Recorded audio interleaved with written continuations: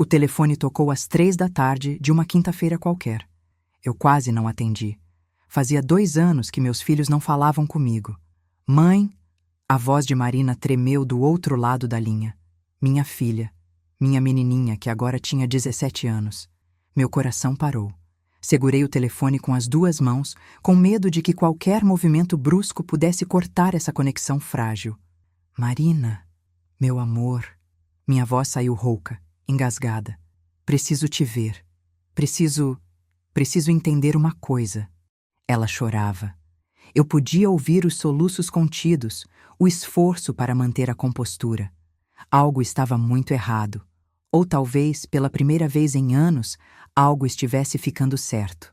Onde você quiser, quando você quiser, respondi, sentindo as lágrimas escorrerem pelo meu rosto.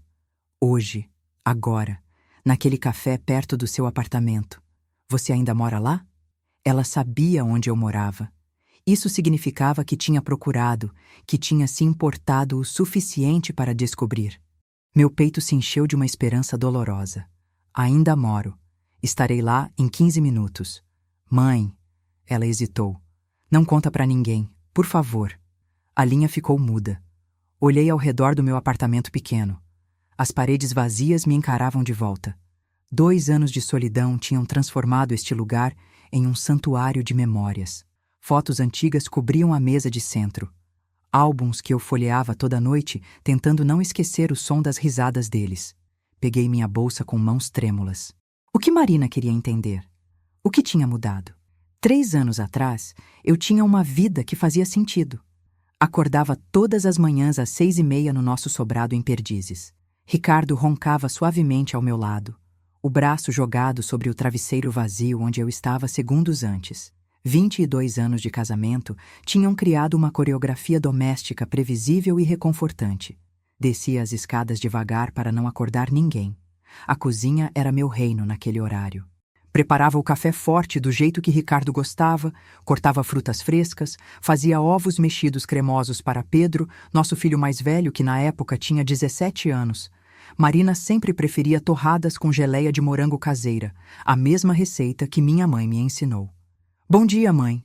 Pedro sempre aparecia primeiro, o cabelo espetado, os olhos ainda inchados de sono. Me dava um beijo na bochecha e roubava uma fatia de mamão antes mesmo de sentar. Marina descia correndo, já atrasada, a mochila pela metade do ombro. Não tenho tempo, mãe. Tem sim. Senta 2 minutos. Ela bufava, mas sentava. Comia as torradas em 3 mordidas, bebia o suco de laranja de um gole só. Mas sempre me abraçava antes de sair. Te amo, mãe. Também te amo, filha. Ricardo aparecia por último, já de terno, conferindo e-mails no celular. Pegava a xícara de café sem tirar os olhos da tela, mas sempre encontrava minha mão para apertar de leve. Um gesto automático de conexão. Eu dava aula de português no período da tarde em uma escola estadual. Adorava meus alunos. Adorava ver seus olhos se iluminarem quando finalmente entendiam Machado de Assis ou descobriam a beleza de um soneto de Camões. Nas manhãs livres, cuidava da casa, preparava as aulas, encontrava com minhas 2 melhores amigas para um café. Lídia e Carmen me conheciam desde a faculdade. Sabiam todos os meus segredos, menos um, que às vezes, deitada ao lado de Ricardo, eu me sentia profundamente sozinha. Era um casamento bom, sólido. Não havia grandes brigas, traições, dramas, mas também não havia mais conversas até tarde da noite. Risadas compartilhadas, aquele frio na barriga quando ele entrava em casa. Éramos sócios eficientes de uma empresa familiar bem-sucedida. Eu achava que isso era normal, que todos os casamentos longos chegavam nesse ponto de conforto morno, que o importante era a família estar unida, os filhos felizes, as contas pagas, como eu estava errada. A mudança começou de forma sutil. Ricardo começou a chegar mais tarde. Reuniões que se estendiam, jantares com clientes, um novo projeto importante no escritório de advocacia. Preciso me dedicar mais, ele explicou numa noite, afrouxando a gravata. Tem uma promoção importante em jogo. Eu acreditei. Por que não acreditaria? Em 22 anos, Ricardo nunca tinha me dado motivos para desconfiar. Mas as crianças perceberam. Marina, principalmente. O pai está estranho, ela comentou um sábado, enquanto fazíamos brigadeiros para a festa de aniversário da avó. Ele sorri diferente. Como assim, filha? Sei lá. Parece mais feliz? A observação me atingiu como um soco. Ricardo estava mais feliz. Cantarolava no chuveiro, algo que não fazia há anos. Comprou ternos novos, começou a usar perfume todo dia, não apenas em ocasiões especiais. 2 semanas depois, encontrei a primeira evidência concreta. Uma nota fiscal no bolso do paletó que fui levar para a lavanderia. Um jantar para 2 pessoas num restaurante francês caríssimo no Itaim. Na noite em que ele disse estar em reunião até tarde, meu mundo começou a girar. Sentei no chão do nosso quarto, segurando aquele pedaço de papel, tentando encontrar explicações alternativas. Talvez fosse com um cliente, talvez a secretária tivesse errado, talvez... Mãe? Pedro me encontrou assim, sentada no chão. O que aconteceu? Nada, filho. Só uma tontura. Ele me ajudou a levantar, preocupado. Meu menino doce, sempre tão atencioso. Forcei um sorriso, guardei a nota fiscal na gaveta. Naquela noite, Ricardo chegou às 11. Tomou banho antes de deitar, algo que nunca fazia. Deitou de costas para mim. Como foi a reunião? Perguntei para a escuridão. Produtiva. Aonde vocês foram? Aquele restaurante japonês perto do escritório.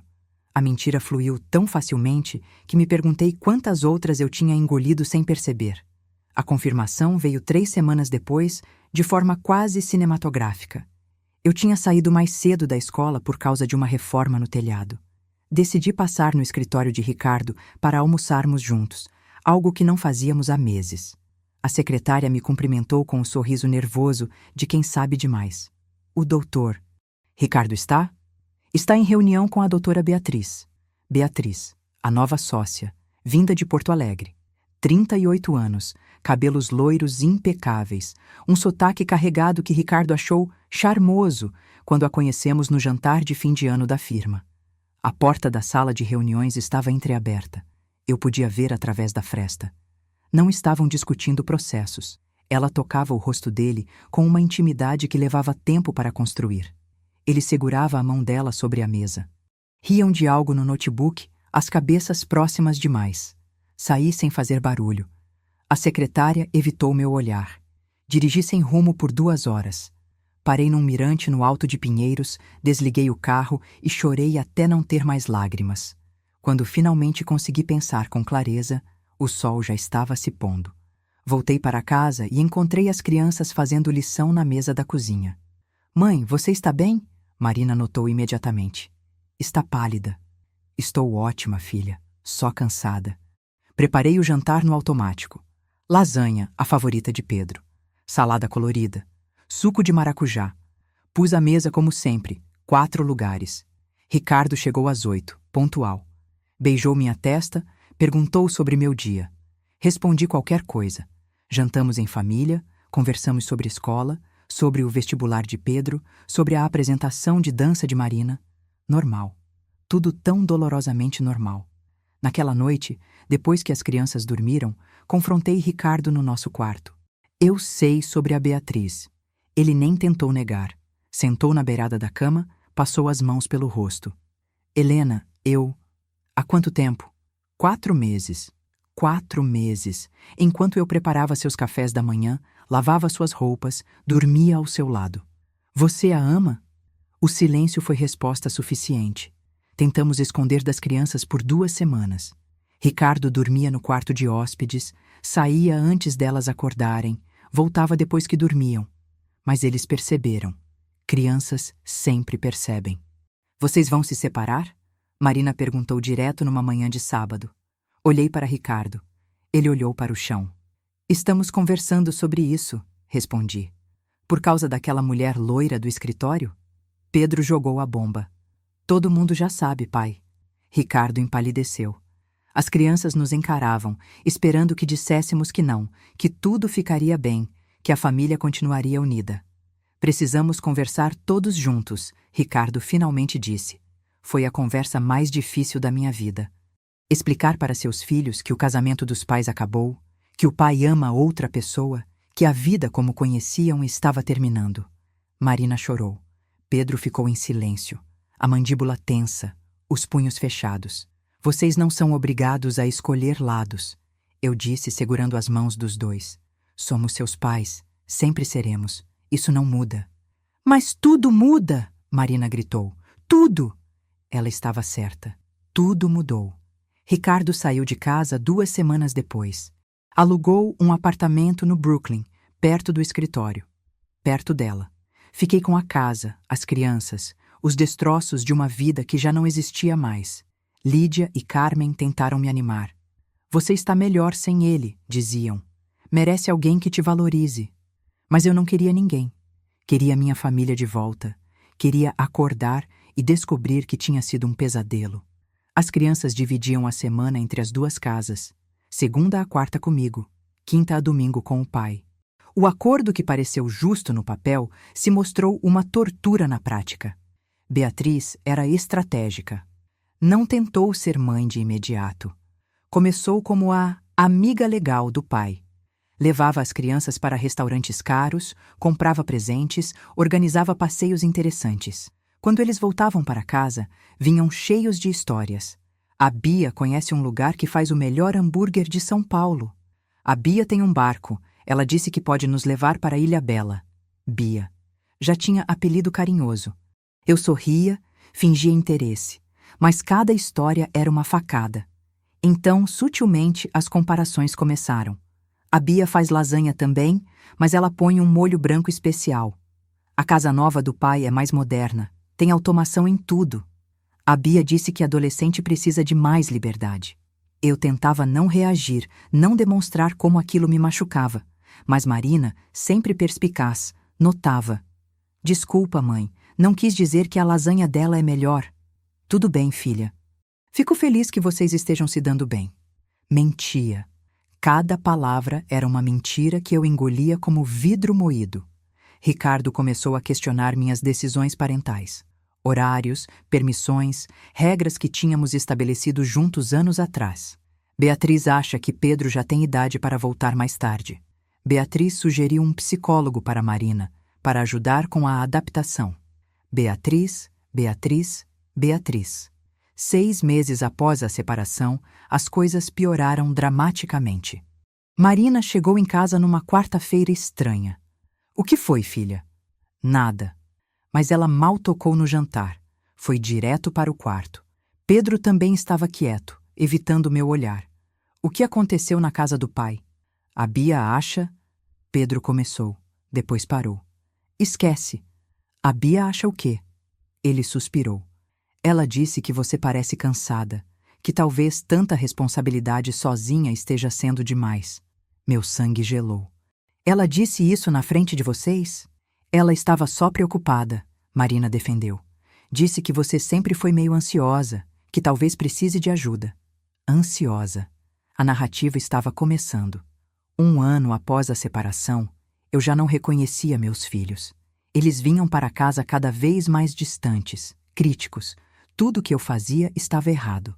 A comida era simples demais, a casa era antiquada, minhas roupas eram fora de moda. A Bia diz que mulher moderna precisa se cuidar mais.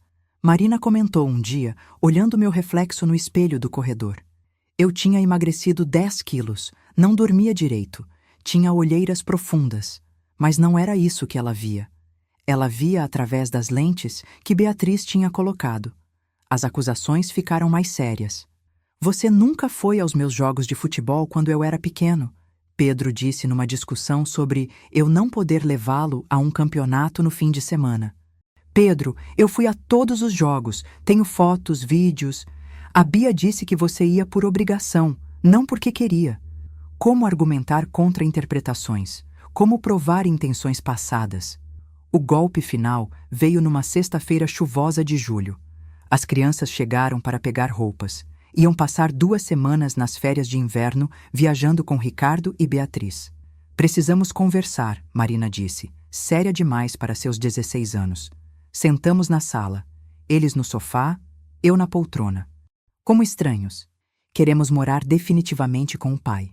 O mundo parou. O barulho da chuva sumiu. Só existia aquela frase ecoando na minha cabeça. Por quê? Minha voz saiu num sussurro. É melhor lá.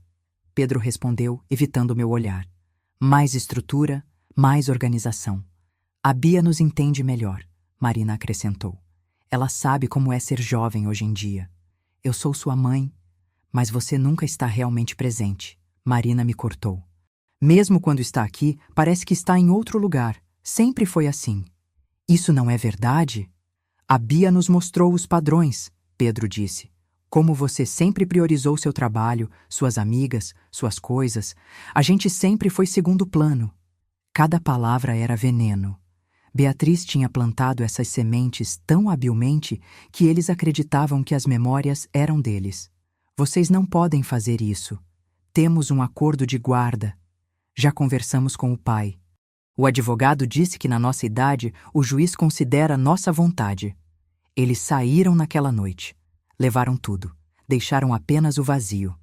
Me tranquei no quarto e chorei por 3 dias. Não comi, não atendi telefone, não saí da cama. Lídia teve que arrombar a porta para me encontrar. Helena, você precisa reagir. Mas como? Tinha perdido tudo. Meus filhos me odiavam, acreditavam em mentiras sobre mim. E o pior, eu estava começando a acreditar também. 2 meses se passaram em névoa. Eu funcionava no automático. Escola, casa, cama. Repetir. Tentei ligar para as crianças várias vezes. Mensagens não lidas. Chamadas não atendidas. Ricardo mandou os papéis da nova guarda pelo advogado. Visitação quinzenal, se as crianças concordassem. Elas nunca concordavam. Foi Carmen quem me salvou do buraco negro. Chega, Helena. Você vai comigo. Ela me arrastou para um grupo de apoio para pais em situação de alienação parental. Eu nem sabia que isso tinha nome. Na primeira reunião, só consegui chorar. Mas ouvi as histórias. Pais, mães, avós. Todos com o mesmo olhar perdido, a mesma dor incompreensível. É um processo, explicou doutora Silvana, a psicóloga que coordenava o grupo. A alienação parental é uma forma de abuso psicológico. As crianças são programadas para rejeitar um dos pais. Mas como reverter? Alguém perguntou. Com paciência, evidências e, principalmente, não desistindo. Na terceira reunião, conheci Marta. 62 anos, tinha recuperado o relacionamento com a filha após 8 anos de alienação. O que fez a diferença? Perguntei. Documentei tudo. Guardei provas do meu amor, da minha presença, e esperei. Um dia, a verdade sempre aparece. Naquela noite, voltei para casa com um propósito. Subi no sótão, abri as caixas que tinha guardado. 20 anos de memórias, álbuns de fotografia, todos organizados por data. Vídeos das apresentações escolares, desenhos que guardei. Cartões de Dia das Mães. Agendas antigas com anotações sobre médicos, reuniões escolares, atividades. Evidências, provas de uma mãe presente, amorosa, dedicada. Passei a madrugada criando uma linha do tempo. Cada evento importante, cada momento significativo. Fotos de Pedro no meu colo em todos os jogos de futebol. Marina e eu nas aulas de balé. Os 3 juntos em cada aniversário, cada Natal, cada conquista. Encontrei um caderno antigo onde eu anotava frases engraçadas que eles diziam quando pequenos. As primeiras palavras, os primeiros passos, os medos bobos, as perguntas impossíveis. Mamãe, por que o céu não cai? Marina, 4 anos. Mãe, você é a mais bonita do mundo inteiro do universo. Pedro, 5 anos. Chorei sobre aquelas páginas. Quando foi que perdi essas crianças? Como deixei que roubassem delas suas próprias memórias? No fundo da última caixa, encontrei algo que tinha esquecido. Um pendrive antigo. Conectei no notebook. Eram vídeos que Ricardo tinha gravado nos primeiros anos de casamento. Momentos íntimos da nossa família. Eu dando banho nos bebês, ninando Marina com cólica, ensinando Pedro a andar de bicicleta. E em todos, minha voz dizendo "te amo" milhares de vezes. Armada com as evidências, procurei uma advogada especializada em alienação parental. Doutora Cláudia era dura, direta. Vai ser uma batalha difícil. Eles já estão adolescentes, a alienação está avançada. Eu não vou desistir dos meus filhos. Então vamos lutar, mas de forma inteligente.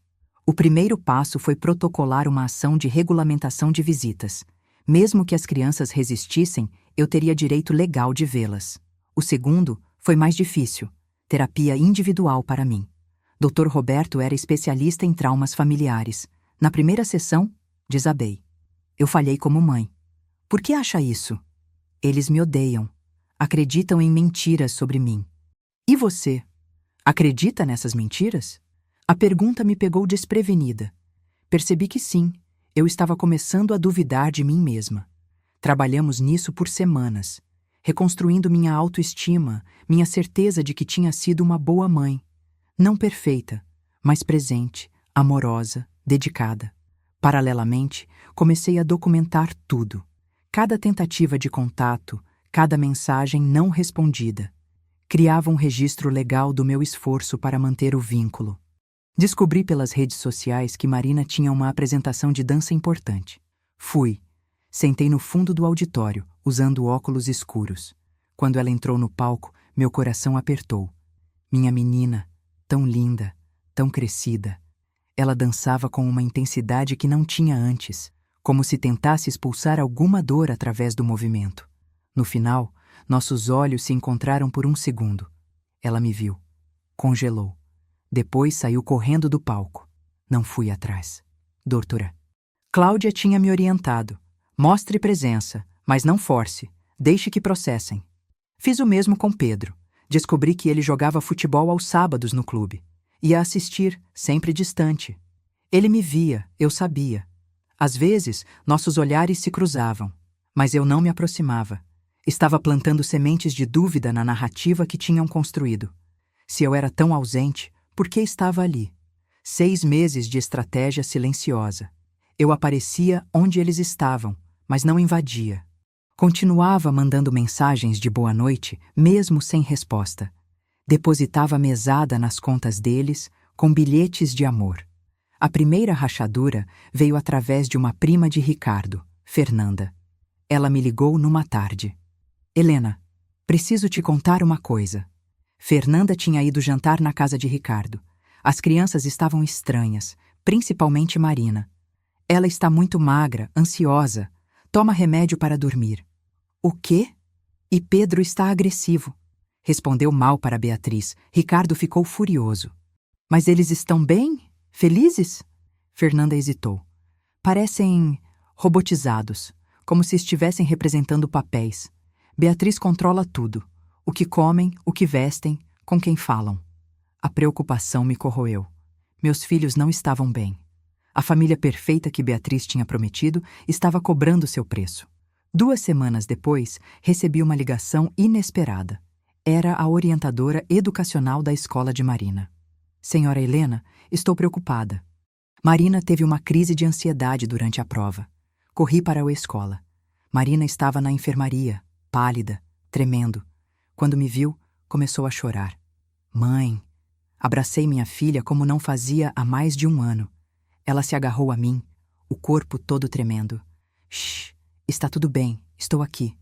Desculpa, desculpa, desculpa. Ela repetia. Não precisa pedir desculpas por nada, meu amor. Ficamos assim por 1 hora. Quando ela se acalmou, olhou para mim com olhos vermelhos. É tanta pressão, mãe. Preciso ser perfeita o tempo todo. A Bia diz que... Ela parou, assustada com o que quase disse. Pode falar, filha. Estou aqui para ouvir, não para julgar. Mas ela fechou de novo. Beatriz tinha chegado para buscá-la. O ponto de virada real veio de onde eu menos esperava. Pedro. Ele apareceu no meu trabalho numa quinta-feira. Eu estava corrigindo provas quando ele bateu na porta da sala dos professores. Mãe, preciso conversar. Meu coração acelerou, mas mantive a calma. Claro, filho. Vamos lá fora? Sentamos num banco no pátio da escola. Ele estava diferente, mais velho, mais cansado. Encontrei uma coisa, ele disse, tirando um pendrive do bolso. Estava procurando fotos antigas para um trabalho da escola e achei isso no computador velho do pai. Era o mesmo pendrive que eu tinha encontrado, mas com mais arquivos, vídeos que eu nem sabia que existiam. Nossa família em momentos cotidianos, genuínos. Eu assisti tudo, ele disse, a voz embargada. Você estava sempre lá. Sempre. Em tudo. Pedro, a Bia mentiu. Ou, sei lá, talvez ela acreditasse no que dizia. Mas não é verdade. Nada do que ela disse sobre você é verdade. Ele chorava agora. Meu menino grande de 18 anos. Ela foi construindo uma história diferente, aos poucos, reinterpretando tudo, e nós acreditamos. Vocês eram crianças. Não é culpa de vocês. Mas machucamos você. Tanto. Como você pode nos perdoar?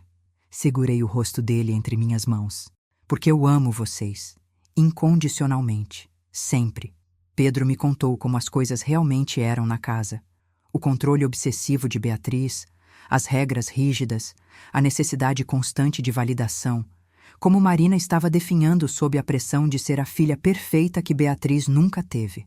Ela quer sair, mãe, mas tem medo. A Bia faz chantagem emocional. Diz que sacrificou tudo por nós, que somos ingratos se questionamos. E seu pai? Pedro balançou a cabeça. Ele vê o que quer ver. Está cego. Combinamos que Pedro seria minha ponte com Marina. Ele mostraria os vídeos para ela, deixaria que ela chegasse às próprias conclusões. Marina levou 3 semanas para processar tudo. Pedro me mantinha informada. Ela assistiu aos vídeos várias vezes, chorou, ficou com raiva, entrou em negação, até finalmente aceitar a verdade. Então ela me procurou. Foi o telefonema do primeiro capítulo. No café, ela chegou abatida, mas determinada. Preciso saber uma coisa, mãe. Por que você não lutou mais? Por que deixou a gente ir? A pergunta que eu mais temia. Respirei fundo. Porque achei que era o melhor para vocês. Se vocês realmente acreditavam que eu era uma mãe ruim, forçar minha presença só confirmaria isso. E porque eu sempre fui ensinada que mãe boa é mãe que se sacrifica. Você devia ter lutado, ela explodiu. Devia ter provado que ela estava mentindo. Como, Marina? Vocês não queriam me ouvir. Cada coisa que eu dissesse seria vista como manipulação. Ela chorou. Eu chorei. O café inteiro fingiu não notar 2 mulheres destroçadas tentando se reconstruir. Quero voltar para casa, mãe. Mas tenho medo. Medo do quê? Da Bia, do pai, do que vão dizer, de magoar eles. Era isso. Beatriz tinha criado uma teia de culpa e obrigação tão complexa que Marina se sentia responsável pela felicidade deles. Filha, você não é responsável pela felicidade de ninguém além da sua. Mas ela diz que me ama como filha. Amor não aprisiona, Marina. Amor liberta. Decidimos que ela voltaria para casa comigo, mas faríamos isso legalmente, com apoio psicológico, sem drama desnecessário. Mas Beatriz tinha outros planos. Quando Marina anunciou que queria passar um fim de semana comigo, o inferno se instalou. Ricardo ligou furioso. O que você fez? Que veneno colocou na cabeça dela? Nada, Ricardo. Ela só está crescendo, questionando. É normal. Normal? Ela estava perfeitamente feliz até você começar a aparecer nos lugares. Feliz? Nossa filha toma remédio para dormir, teve crise de ansiedade na escola. Isso é culpa sua, da pressão que você coloca nela. Era surreal. A realidade tinha sido tão distorcida que qualquer problema era automaticamente minha culpa. Beatriz pediu para conversar comigo. Encontramos num shopping neutro. Ela estava impecável como sempre, mas havia algo quebrado nos olhos dela. Você ganhou, ela disse assim que sentou. Não é uma competição, Beatriz. Sempre foi, desde o início. Eu tentei dar a eles tudo que você não deu. Eu dei amor, presença, dedicação. Ela riu amargamente. Sabe o que é irônico? Eu acreditei na minha própria narrativa. Convenci a mim mesma de que você era negligente, ausente. Era mais fácil do que admitir. Admitir o quê? Que eu estava destruindo uma família para construir a minha. Foi a primeira vez que vi Beatriz como ela realmente era. Uma mulher desesperada por pertencimento que confundiu controle com amor. Eles nunca vão me amar como amam você, ela disse, lágrimas finalmente quebrando a máscara perfeita. Eu posso dar tudo, fazer tudo, mas nunca serei a mãe deles. Não precisa ser. Pode ser outra coisa. Madrasta, amiga, apoio. Mas para isso precisa parar de tentar me apagar. Ela assentiu derrotada. Marina quer ir. Pedro também, eventualmente. Ricardo não vê, mas eu vejo. E você? Vou tentar salvar meu casamento, se é que ainda há algo para salvar. Marina voltou para casa numa terça-feira de primavera. Trouxe 2 malas e uma mochila. Pedro veio ajudar com a mudança. É temporário, ela disse para o pai na porta. Preciso de um tempo com a mãe. Ricardo estava devastado. Beatriz ao lado dele, estranhamente silenciosa. Marina, por favor, podemos conversar, resolver o que está errado. Pai, nada está errado. Só, preciso disso. Ele olhou para mim com ódio. Você planejou isso. Não, Ricardo, isso é escolha dela. Pedro se posicionou entre nós. Pai, chega. A Marina tem direito de escolher onde quer ficar. Você também está do lado dela agora? Não existem lados, pai. Somos uma família. Quebrada, complicada, mas ainda uma família. Naquela noite, Marina e eu jantamos juntas pela primeira vez em 2 anos. Fiz lasanha, do jeito que ela gostava. Ela comeu 3 pratos. Tinha esquecido o gosto, ela disse, lambendo o garfo. Da lasanha? De casa. Dormiu no quarto dela, que eu tinha mantido exatamente como ela deixou. Mas à meia-noite, bateu na minha porta. Posso dormir com você? Só hoje? Abraçada à minha filha, ouvindo sua respiração se acalmar, eu finalmente me senti inteira de novo. Não completa. Pedro ainda estava dividido. Havia feridas que levariam tempo para cicatrizar. Mas inteira. As semanas seguintes foram de reconstrução cuidadosa. Marina voltou à terapia, dessa vez com uma psicóloga que ela escolheu. Eu continuei meu próprio processo. Pedro vinha jantar 3 vezes por semana. Aos poucos, começou a ficar para dormir algumas noites. Não falávamos sobre mudança definitiva. Apenas deixamos fluir. Ricardo tentou algumas investidas, ameaças legais, chantagem emocional, até tentativa de suborno. Mas Marina, fortalecida, manteve sua decisão. Eu amo o pai, ela me disse um dia, mas preciso aprender a amá-lo sem me perder. Beatriz, surpreendentemente, foi quem mais mudou. Mandou uma carta pedindo desculpas. Não era perfeita, ainda tinha justificativas, mas era um começo. 3 meses depois, ela e Ricardo se separaram. A casa de bonecas que ela tinha construído desmoronou sem as crianças para sustentar a fantasia. Ricardo culpou a mim, claro, mas pela primeira vez não me importei com sua opinião. 1 ano se passou desde o retorno de Marina. Pedro oficialmente voltou para casa há 6 meses. Não somos a mesma família de antes. Somos algo novo, mais consciente, mais verdadeiro. Ricardo tem os filhos em finais de semana alternados agora. A relação deles está se reconstruindo devagar, sem Beatriz como intermediária. Ele está em terapia também, finalmente confrontando suas próprias escolhas. Marina está no último ano do ensino médio, preparando-se para o vestibular de psicologia. Quero entender como a mente pode ser manipulada, ela diz, e como se libertar disso. Pedro entrou para a engenharia. Mora em casa, economizando para o futuro. Às vezes o ouço contando para amigos sobre nossa história. Minha mãe é a pessoa mais forte que conheço, ele diz, e meu coração se enche. Eu mudei também. Não sou mais a mulher que se apaga para evitar conflito. Aprendi que amor próprio não é egoísmo, que lutar pelo que é certo não é agressividade, que verdade, mesmo dolorosa, é melhor que mentira confortável. Continuo dando aulas, mas agora também facilito um grupo de apoio para pais alienados. Compartilho nossa história, ofereço esperança. Nem todos terão final feliz, eu sei, mas precisam saber que não estão sozinhos. Lídia e Carmen continuam minhas rochas. Você sobreviveu, Carmen disse outro dia. Não só sobreviveu, renasceu. É verdade. A mulher que deixava tudo passar, que engolia sapos sorridentes, que acreditava que sacrifício era amor, ela morreu naquela alienação. Em seu lugar, nasceu alguém mais forte, mais verdadeira, alguém que entende que amor próprio é o primeiro passo para amar os outros de forma saudável. Ontem, Marina me perguntou: Mãe, você perdoou o pai? A Beatriz? Pensei antes de responder. Perdoei a mim mesma primeiro. Por ter permitido, por não ter reagido antes, por ter duvidado de mim. Depois entendi que seu pai e Beatriz estavam lidando com suas próprias feridas, seus próprios vazios. Não justifico o que fizeram, mas entendo. E entender é um tipo de perdão. E nós? Você nos perdoou? Nunca houve o que perdoar, filha. Vocês foram vítimas tanto quanto eu. Ela me abraçou forte. Te amo, mãe. Também te amo. Para sempre. Esta manhã, enquanto preparava o café, Pedro desceu com o cabelo espetado, Marina reclamando do despertador. Ricardo ligou para combinar o fim de semana. Beatriz mandou uma mensagem desejando feliz aniversário para Marina. Vida. Complexa. Imperfeita. Real.